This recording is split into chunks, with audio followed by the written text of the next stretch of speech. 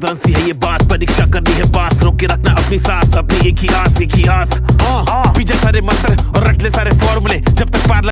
Hello guys, welcome back to my channel everybody. तो आज का टॉपिक है वर्ल्ड वॉर वन। आज हम लोग बात करने वाले हैं इसके कॉजेज़ के ऊपर कि ये प्रथम विश्व युद्ध क्यों हुआ था। आपका भाई, आपका बंधु उमंग सिंह आज आपको समझाने वाला है। तो ये फटाफट स्टार्ट करते हैं अपना वीडियो। तो हम लोग समझते हैं कि वर्ल्ड वॉर वन को हम लोग किन किन नामों से जानते थे और ये कब से चालू हुआ था और कब ख़त्म हुआ था। तो वर्ल्ड वॉर वन को हम लोग द ग्रेट वॉर भी कहते हैं, the war to end all wars, और ग्लोबल वॉर भी कहते हैं। ग्रेट वॉर इसलिए क्योंकि आज से पहले इसका ऐसा कोई युद्ध हुआ ही नहीं था। The war to end all wars इसलिए कि जो छोटी मोटी लड़ाइयाँ हो रही थी, अब सबको लगा था कि ये जो एक लड़ाई है वो सारे युद्धों को ख़त्म कर देगा और आने वाले 50-60 सालों में ऐसा युद्ध होगा ही नहीं। पर ये गलत था। आने वाले 24 या 25 साल में ही 25 साल में अगला विश्व युद्ध हुआ, वर्ल्ड वॉर टू, जो ना हुआ था 1939 में। तो ये देखते हैं ये कब से चालू हुआ था। 28 जुलाई 1914 से और 11 नवंबर 1918 तक। हम लोग आगे बढ़ते हैं। कॉजल्टीज मतलब कितने लोगों का उसमें घायल हुए, मरे, आज हम लोग देखते हैं। 17 मिलियन डेथ्स हुआ था। पूरे 17 मिलियन लोग मरे थे, जिसमें से 11 मिलियन आर्मी ऑफिसर्स थे, मतलब आर्मी में थे, और 6 मिलियन सिविलियंस लोग थे जो आम नागरिक थे, और 20 मिलियन लोग घायल हुए थे। मतलब इसको उस आज तक का सबसे खतरनाक जंग बोला जाता है, मतलब जिसमें जाने गई थी। सबसे खतरनाक जंग था ये। अब समझते हैं कि उस समय जो था यूरोप दो पार्ट में बट चुका था। एक था अलाइड पावर्स, एक था सेंट्रल पावर्स। जो अलाइड पावर्स था उसमें था Russia, France, Britain, USA, Japan. ये 5 जन मिलके अलाइड पावर्स बनाते थे। तो जो यूएसए था वो 1917 में ज्वाइन हुआ और 1980 में जब युद्ध खत्म हुआ तब निकल गया। तो 1917 में क्यों ज्वाइन हुआ वो मैं आपको बताऊँगा ही आके वीडियो में। तो समझते हैं कि ये जो सेंट्रल पावर्स है उसमें कौन कौन है। Austro Hungarian empire, Austro Hungarian मतलब ऑस्ट्रिया और हंगरी, ये दो किंगडम थे जिन पे एक ही किंगडम मतलब डायनेस्टी रूल करती थी, वो थी हैब्सबर्ग डायनेस्टी। फिर नेक्स्ट जर्मनी कैसे यूनिफाई हुआ मैं आपको बताया हूँ। जर्मनी आपको मैप में मैं दिखा दूँगा जर्मनी कहाँ है। ओटोमन एम्पायर, मॉडर्न ज़माने में इसको हम लोग टर्की कहते हैं। टर्की वाला एरिया ही ओटोमन एम्पायर था।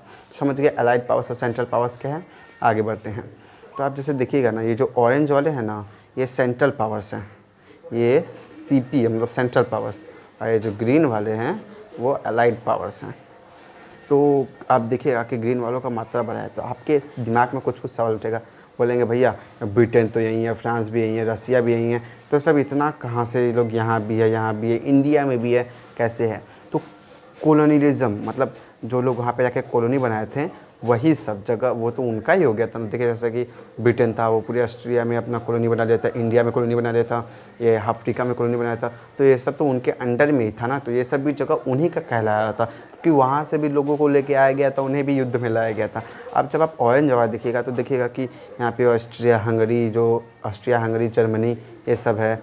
फिर यही देखिए यहाँ पे कुछ कुछ जो जगह है ये सब भाई जर्मनी का कॉलोनी है। यहाँ पे अलग अलग जगह में जाकर अपना कॉलोनी जो खोला था, एक देखिएगा यहाँ पे भी है। तो हम लोग अब आगे बढ़ते हैं।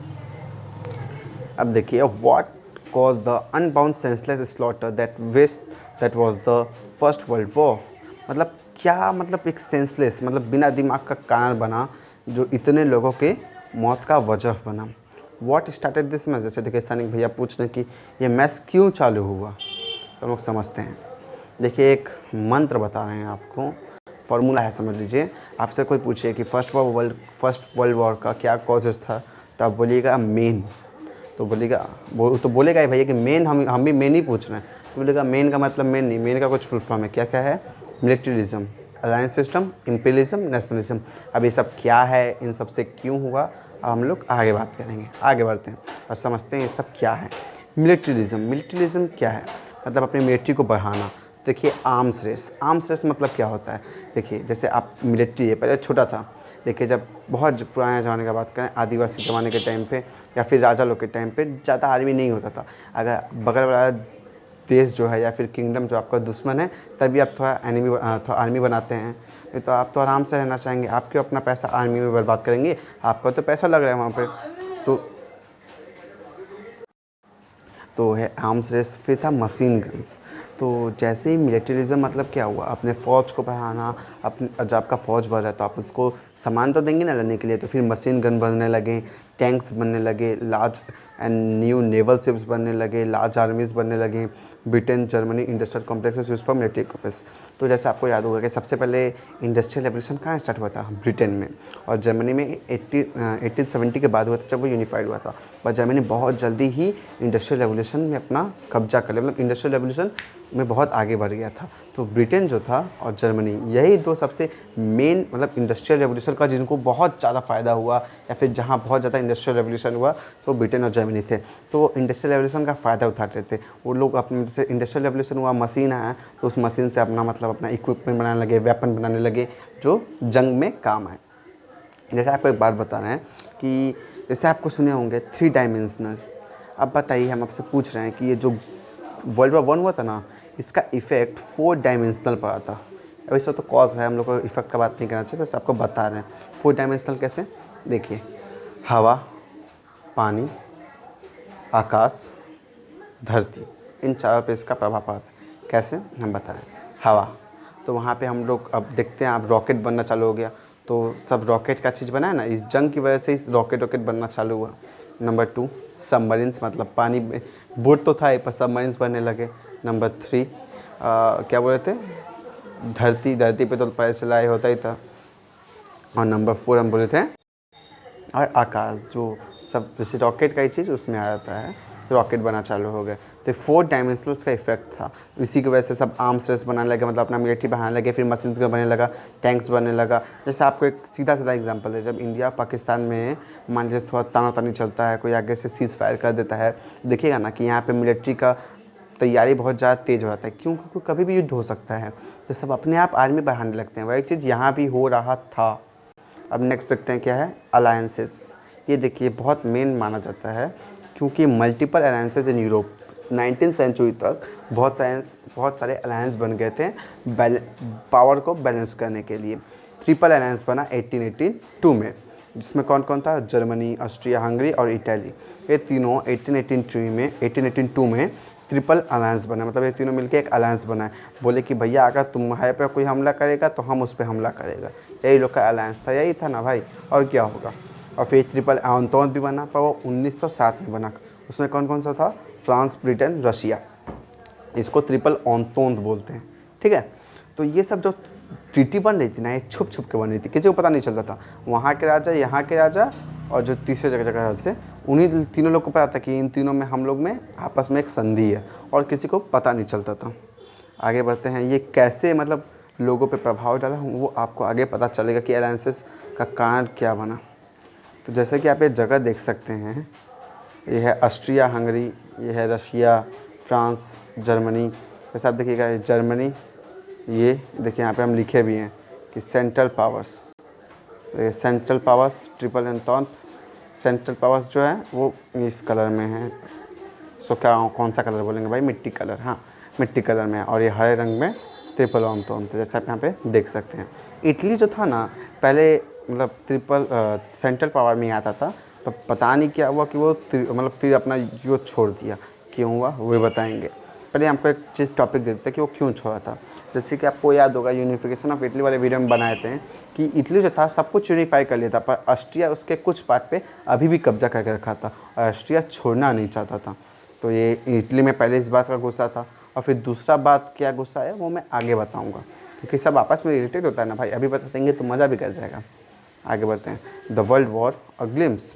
जैसा आप यहाँ पे देख सकते हैं कि आपको पहले भी हम ये इमेज दिखा चुके हैं कि कैसे देखिए, ऑरेंज कलर वाले में सेंट्रल पावर्स है, और ग्रीन कलर में अलाइड पावर्स जो अपना कॉलोनी बनाया है वो सभी उन्हीं के एरिया में आता है। तो सब देख सकते हैं कि जो अलाइड पावर्स है उनके पास जो क्षेत्रफल है, या फिर बोल सकते हैं square kilometre area, sorry math का भी याद आ गया, एरिया जो है उनके पास बहुत ज़्यादा था। अब जहाँ एरिया ज़्यादा होगा वहाँ लोग ज़्यादा होंगे, मतलब उनके हाथ में लोग ज़्यादा होंगे, उनके हाथ में रिसोर्सेज ज़्यादा होंगे, उनके हाथ में वेपन्स ज़्यादा हुए।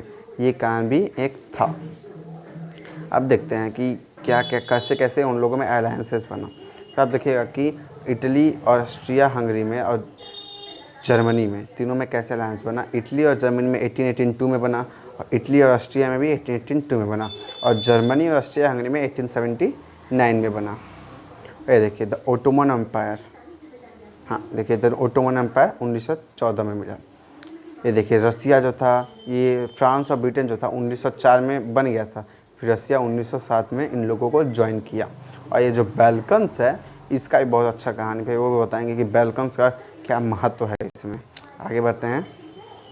जैसा कि आप एक फ़ोटो देख सकते हैं, एक कार्टून है, यहाँ पे देखिए सर्बिया खड़ा है, जो ऑस्ट्रिया है सर्बिया को मार रहा है, तो पीछे से रसिया वाला आ गया, बोला बेटा तुम सर्बिया को मारोगे तो हम तुमको मारेंगे। सर्बिया जैसी मतलब रसिया जैसी ऑस्ट्रिया को मारने गया, फिर से जर्मनी आ गया, बोला कि अरे हम लोग का ट्रीटी हुआ है, मैं पड़ोसी देश है, तुम उसको ऐसे मारोगे, हम तुमको मारेंगे। और जब जर्मनी इसको मारने गया तो पीछे से फ्रांस आ गया, फ्रांस बोला अरे तुम मेरा दोस्त को मारेगा, उसके साथ मेरा ट्रीटी हुआ है, संधि हुआ है, तुम उसके मारेगा तो हम तुमको दुबरा के मारेगा। तो फ्रांस जर्मनी को मारने लगा। ये पीछे कोई भैया खड़े हैं, वो भी बोल रहे हैं कि नहीं नहीं तुम लोग ऐसा नहीं कर सकता। अच्छा बताओ वो कौन होंगे? वो होगा कोई ऑस्ट्रिया हंगरी होगा तब, और क्या। आगे बढ़ते हैं। इम्पेरियलिज्म क्या है? इम्पेरियलिज्म क्या है? वही कॉलोनियलिज्म स्क्रैम्बल फॉर अफ्रीका। उस टाइम जानते हैं, जैसे आपको मैप में दिखाएं कि सबका जिसका इसका कॉलोनी बना था ना, उसको जीतने का चांस ज़्यादा था। जो ब्रिटेन था वो 25% पूरे वर्ल्ड के 25% लैंड मास पे अपना कब्जा रखा था। तो उस टाइम अफ्रीका पे सब कब्जा करना चालू किया था। जैसे अफ्रीका एक ट्रॉपिकल कंट्री है, तो वहाँ पे बहुत सारे रिसोर्सेज हैं, लोग भी हैं, मतलब जिनको वो लोग अपने मिलिट्री में वो कर सकते हैं। तो अफ्रीका के लिए वो चालू हो गया, अफ्रीका के लिए लड़ाई चालू हो गई, कौन अफ्रीका में जाएगा, अफ्रीका पे राज करेगा। और सब देख ही रहा था कि ब्रिटेन कैसे मतलब इंडिया पे, जो इंडिया इतना बड़ा जगह है, इतना मतलब उस जगह पे कोई राज नहीं कर सकता, उस जगह पे आकर वो लोग राज किया। तो सब समझ रहा था कि अगर हम लोग अपना इम्पेरियलिज्म करेंगे तभी हम लोग आगे बढ़ पाएंगे, और तभी हम लोग को युद्ध में फ़ायदा मिलेगा या फिर युद्ध में जीतने का चांस रहेगा। मैन पावर मिलता था, रिसोर्सेज मिलते थे, ये सब काम था। आगे बढ़ते हैं, वो है नेशनलिज्म। ये देखिए मेन का लास्ट है nationalism. Europe swept by a nationalistic wave in 19th century. Nationalism बहुत बड़ा कारण है। जैसे मैंने आपको पहले भी पुराने तीनों वीडियो में बताया है कि जो जितने भी रेवोल्यूशन हुआ ना, जो भी हुआ है, unification of Germany, unification of Italy, ये सब नेशनलिज्म के कारण हुआ। नेशनलिज्म बहुत अच्छा चीज़ भी है और बहुत ख़राब चीज़ भी है। ये देखिए यूरोप जो था वो नेशनलिस्टिक वेव, मतलब पूरा नेशनलिज्म घूम रहा था हर जगह 19th सेंचुरी में। Germany, Italy, Baltic states, nationalistic belief in the glory of war. उस समय जानते हैं लोगों में क्या धारणा बन गई थी कि glory of war, glory of war मतलब समझते हैं? ग्लोरी ऑफ वॉर मतलब युद्ध करो, मतलब युद्ध करके ही हम लोग सबसे सुप्रीम बन सकते हैं। उन लोग के हिसाब से सुप्रीमेसी क्या है? उन लोग के हिसाब से सुप्रीमेसी ये है जो सबसे ज़्यादा युद्ध जीतता है, तो दूसरों जिसका एरिया बड़ा है वही सुप्रीमेसी है उन लोगों के हिसाब से। उस समय उन लोग के दिमाग में यही आया था। ये ग्लोरी ऑफ वॉर भी एक कारण बना वर्ल्ड वॉर 1 का। अदर कॉजेज कहते हैं, आइए देखते हैं। Russian interest in influence over strait of Dardanelles. तो देखिएगा कि इधर जो रसिया था ना, वो मतलब कहीं भी जाता था, मतलब जैसे अपना ट्रांसपोर्ट करना है इस साइड में, यूएसए के साइड में या फिर यूरोप के साइड में, तो उसको एक स्टेट समझते हैं। देखिए जैसे कोई कॉन्टिनेंट है, ये दूसरा कॉन्टिनेंट है, तो उसको एक पतला सा रास्ता जोड़ता है, उसको हम लोग स्टेट कहते हैं। तो वैसे एक स्टेट था जो मतलब यूरोप को और अफ्रीका को कुछ ऐसे जोड़ता था। तो ये अफ्रीका नहीं, सॉरी, एशिया को जोड़ता था। हाँ, तो ये जो रास्ता है, नहीं सॉरी, ओटोमन एम्पायर को, बहुत बार गलती हो गया, सॉरी भाई, ओटोमन एम्पायर को जोड़ता था। तो ये जो रास्ता था ना, इसी से होके उन लोग रसिया वाले कहीं पे ट्रांसपोर्ट करते थे। तो ये रास्ता को जो ओटोमन एम्पायर वाले थे वो कब्जा करना चाहते थे। वो सोचते थे कि अगर हम लोग यहाँ से बंद कर देंगे तो रसिया वाले चुप हो जाएंगे। पर ओटोमन एम्पायर सोचा, रसिया सोचा कि अरे ये लोग हमको बंद कर देगा तो मेरा धंधा चौपट हो जाएगा। इसलिए वो लोग, ये भी मतलब उन दोनों में कॉन्फ्लिक्ट स्टार्ट हो गया, मतभेद स्टार्ट हो गया, जिसकी वजह से वर्ल्ड वॉर 1 हुआ, बोल सकते हैं ऐसा।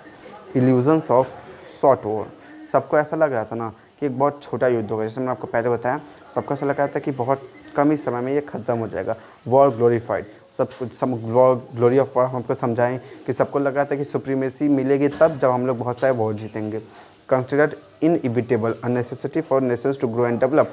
उनके हिसाब से जब तक आप वॉर जीतते नहीं हैं तब तक आपका नेशन ग्रो नहीं कर सकता, डेवलप नहीं कर सकता। बैल्कन्स, पाउडर केज ऑफ यूरोप। ये टॉपिक बहुत अच्छा है, मैं आपको बताऊंगा कि पाउडर केज ऑफ यूरोप क्यों कहते हैं। पाउडर केज का मतलब होता है, समझे, बारूद रखा होता ना, उसको हम लोग कहते हैं powder keg of Europe. Fights for influence by Russia, H and Ottoman Empire. मतलब वो जो स्टेट था ना, उसी के ऊपर जो रसिया और ओटोमन एम्पायर अपना इन्फ्लुएंस लाना चाहते थे, उसकी वो भी एक कारण बना। Nationalistic movement, multiple ethnicities, nationalist movement, अपना अपना सब नेशनलिज्म वाले लोग मूवमेंट करने लगे। एथेंसिटीज मतलब आप समझ सकते हैं रेस, समझते हैं ना, कि जैसे कि एक जनजाति की जिसको हम लोग बोलते हैं, जिनके अंदर से हम लोग आर्यंस हैं, तो हम लोग सब आर्यंस अपने आप को भाई ही मानेंगे क्योंकि हम लोग एक रेस के आदमी हैं। तो नेशनलिस्टिक मूवमेंट हुआ जो मतलब एक को, जैसे हम लोग आर्यंस हैं तो हम लोग अपने लिए रेस कर रहे हैं, जो स्लेविस होते हैं वो लोग अपने लिए लड़ रहे थे, मतलब आंदोलन कर रहे थे। आगे बढ़ते हैं, इसको पाउडर केस क्यों कहते हैं पहले हम लोग ये देख लेते हैं।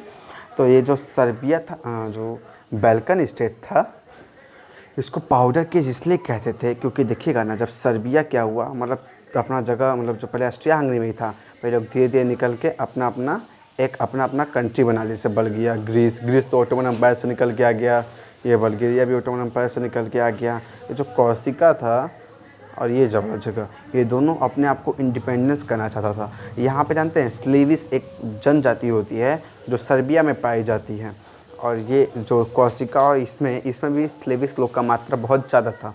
तो यहाँ के जो लोग थे और सर्बिया वो चाहता था कि हम लोग उसको अपने मतलब आपस में मिला ले, या फिर वो लोग अपना एक अलग इंडिपेंडेंट बना ले। वो लोग ऑस्ट्रिया के अंडर नहीं रहना चाहता था, पर ऑस्ट्रिया ऐसा नहीं चाहता था। ऑस्ट्रिया चाहता था कि भाई मैं इतना बड़ा बड़ा स्टेट छीन जाएगा, इसलिए ये एक कारण बना। ये सब जो जगह है ना, इसको हम लोग बैल्कन स्टेट्स कहते हैं। आइए आगे बढ़ते हैं। इमीडिएट कॉज क्या हुआ, मतलब क्या सब, मतलब इमीडिएट एक जो पाउडर केस था ना, जो बता नहीं कि पाउडर केस, तो उसी में माचिस का काम क्या किया कि आग लग गया वर्ल्ड वॉर 1 का। तो archduke Franz Ferdinand of Austria Hungary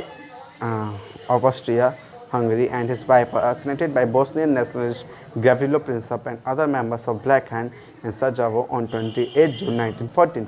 archduke Franz Ferdinand जो थे ऑस्ट्रिया हंगरी के, मतलब समझ लीजिए जो राजा थे उनके बेटे थे, तो उनको मतलब राजा बनाने के लिए घोषित कर दिया गया था कि हमारे अगले राजा यही बनेंगे।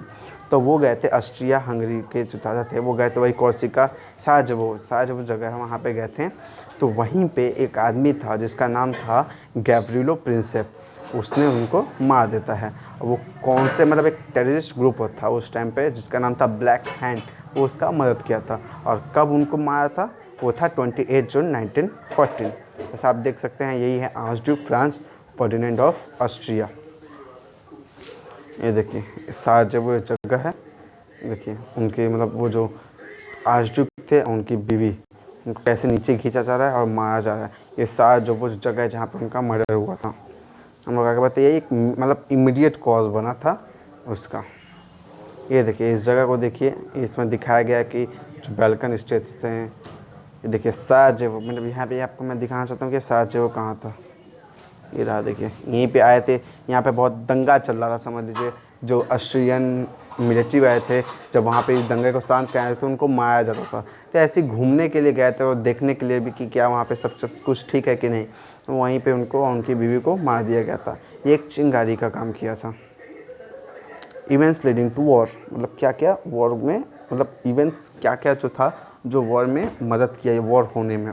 Austria Hungary sends humiliating terms to Serbia.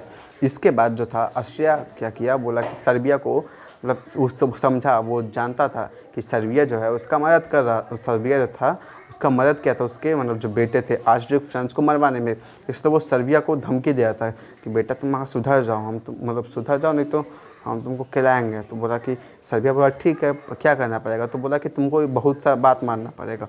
और वो ऐसा बात था जिसको अगर सर्बिया मान लेता तो फिर सर्बिया ही रह जाता, या फिर मतलब सर्बिया रह ही जाता या फिर मर ही जाता, मतलब गायब ही हो जाता। फिर था Russia mobilize in support of Slavic Serbia. जो रसिया था वो आ गया स्लाविक सर्बिया के सपोर्ट में। क्यों आया, क्योंकि रसिया जानता था कि हमको तो मुद्दा में घुसना है। क्यों घुसना है, क्योंकि उसको तो वो अपना स्टेट बचाना था ना, वो जगह, वो चाहता था कि सर्बिया जो है उस जगह को हथिया ले ताकि सर्बिया और रसिया दोस्त बन जाए, जिसकी वजह से रसिया जो है वहाँ से ट्रांसपोर्ट आसानी से कर पाए। फिर Germany gives AH empire a blank check. अब आपको जैसे याद होगा तो ऑस्ट्रिया हंगरी और जर्मनी का एक मतलब अलायंस बना था 1882 में। तो वो जो था जर्मनी के पास गया ऑस्ट्रिया हंगरी, बोला कि भैया हमको मतलब मैं मदद कीजिए, हम लोग का ट्रीटी हुआ था। तो बोलता है कि मैं आपको एक ब्लैंक चेक दूँ, मतलब आपको जो करना है कीजिए, हम आपके साथ हैं।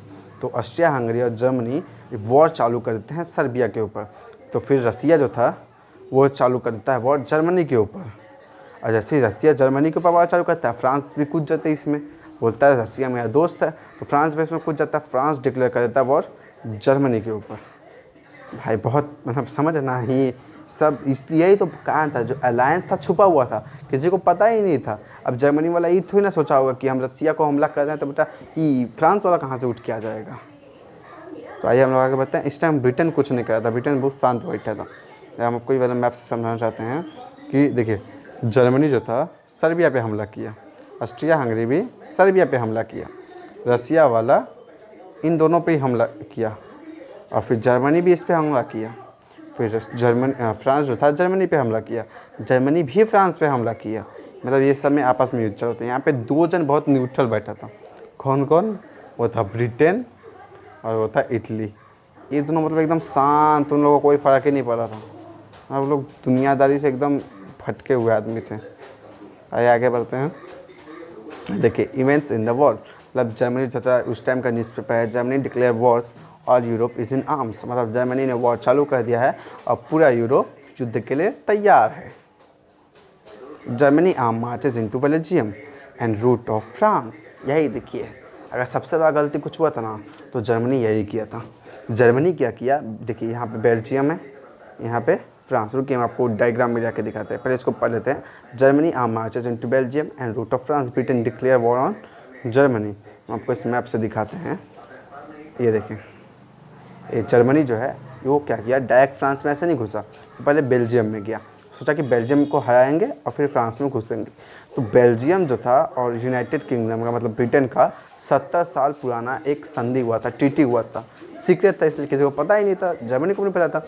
तो जैसे ही बेल्जियम पे हमला किया, अब ब्रिटेन को तो क्या कहना था, ब्रिटेन को किसी मतलब एक होता है ना कि कोई मौका मिल जाए, ब्रिटेन को मौका मिल गया बेल्जियम के द्वारा। तो 70 साल पुराना दोस्ती को याद रखता है भाई, ये तो जय वीरू से भी अच्छा हो गया।